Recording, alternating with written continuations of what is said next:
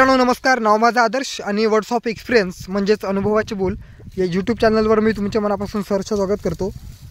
तर बघा मित्रांनो, आजच्या व्हिडिओमध्ये तुमचा जास्त वेळ न घेता मी तुम्हाला 4.5 ते 5 मिनिटांमध्ये माझं शेळ्यांचं नियोजन उन्हाळ्यामध्ये मी कसं काय करतो नियोजन हे यांच्याबद्दल आज मी तुम्हाला व्हिडिओमध्ये सांगणार आहे. तर व्हिडिओ शेवटपर्यंत बघा आणि व्हिडिओ आवडल्यास व्हिडिओला लाईक करा, कमेंटमध्ये मला सांगा व्हिडिओ कसा वाटला.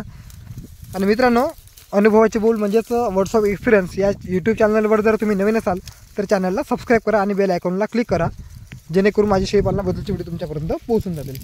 तर चला व्हिडिओला सुरुवात करूया. बघा मित्रांनो, आता लागला आहे उन्हाळा आणि उन्हाळ्यामध्ये कडक ऊन असते.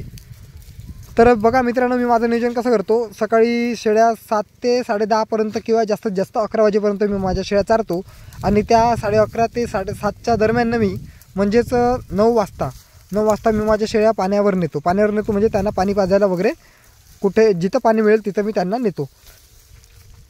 तर बघा 2 तासानंतर जेव्हा आपली शेळी चरते त्या 2 तासानंतर तिला लागते तहान. ती पाणी पिल्याच्या नंतर पुन्हा अजून दीड ते 2 तास आपली शेळी चांगली पोट भरून चरते. तर बघा, आपण जर उन्हाळ्यामध्ये नवीन सवय लावली त्यांना, म्हणजे सकाळची 4 तास चारायची आणि संध्याकाळी 2.5 ते 3 तास चारायची सवय जर लावली तर आपल्या शेळ्या बड्या मनसोक्त चरतात. तर बघा, सकाळी मी 7 वाजता चारायला नेल्यावर त्यांना 11 वाजेपर्यंत चारतो जंगलामध्ये आणि त्याच्यानंतर 11 ते 4 वाजेपर्यंत त्यांना रवंथ करायला वेळ देतो. म्हणजे त्यांना मी घरी घेऊन जातो. त्यांचाही आराम होते, रवंथ होते आणि माझाही आराम होते आणि जेवण वगैरे करून माझी बड्या 2 तासाची झोप जाते.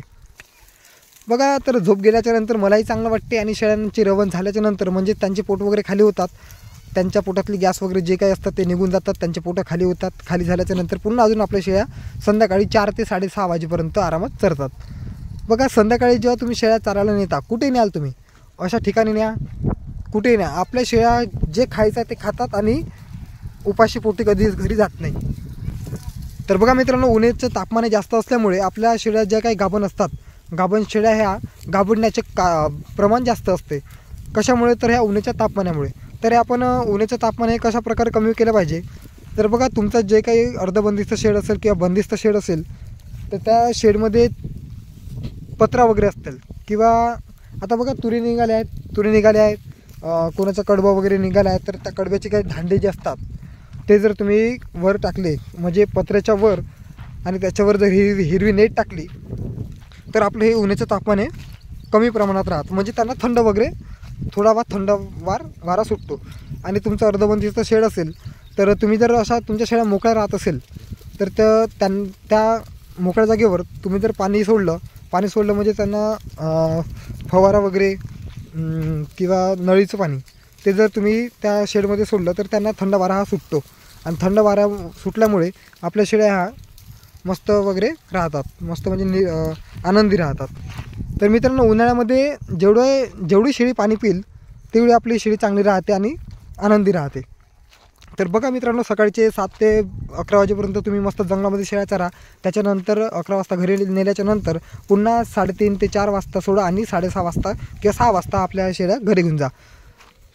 ज्या शेळ्या चरायच्या राहतील त्या शेळ्या बरोबर आरामात चरतात आणि पोट भरून चरतात. कधीच आपल्या शेळ्या उपाशी घरी येत नाही. तर मित्रांनो, हे उन्हाळ्याचं नियोजन. व्हिडिओ तुम्हाला कसा वाटला कमेंटमध्ये सांगा. आता माझ्या शेळ्या घरी चालल्यामुळे मी जास्त वेळ तुम्हाला काही देऊ शकत नाही.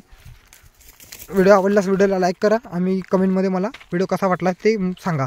आणि अनुभवाचे बोल हे यूट्यूब चॅनलवर जर तुम्ही नवीन असाल तर चॅनलला सबस्क्राईब करायला विसरू नका. धन्यवाद मित्रांनो.